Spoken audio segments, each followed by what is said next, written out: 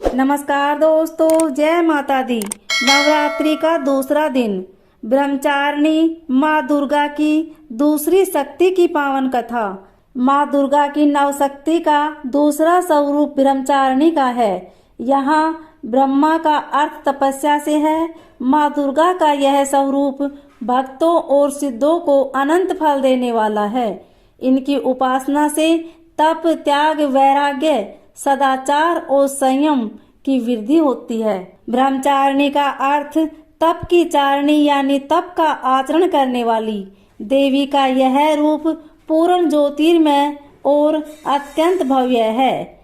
इस देवी के दाएं हाथ में जप की माला है और बाएं हाथ में यह कमंडल धारण किए हुए है।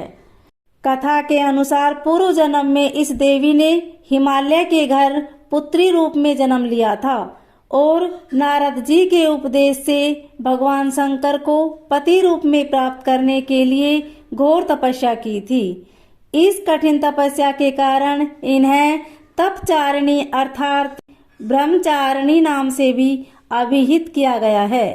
1000 वर्ष तक इन्होंने केवल फल फूल खाए बिताए और 100 वर्षों तक केवल जमीन पर रहकर साग पर निर्वाह किया।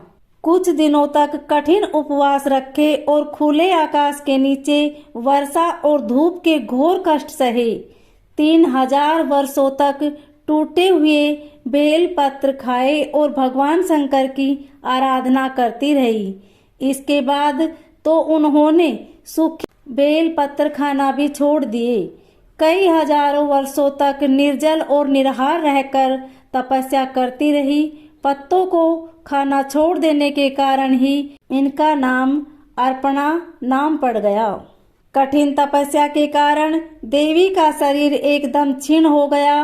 देवता, ऋषि, सिद्धगण, मुनि सभी ने ब्रह्मचारिणी की तपस्या को अभूतपूर्व पुण्य कृत्य बताया, सराहना की और कहा, हे देवी, आज तक किसी ने इस तरह की कठोर तपस्या नहीं की। यह तुम्ही से ही संभव थी। तुम्हारी मनोकामना परिपूर्ण होगी और भगवान चंद्रमौली शिवजी तुम्हें पति रूप में प्राप्त होंगे। अब तपस्या छोड़कर घर लौट जाओ। जल्दी ही तुम्हारे पिता तुम्हें बुलाने आ रहे हैं।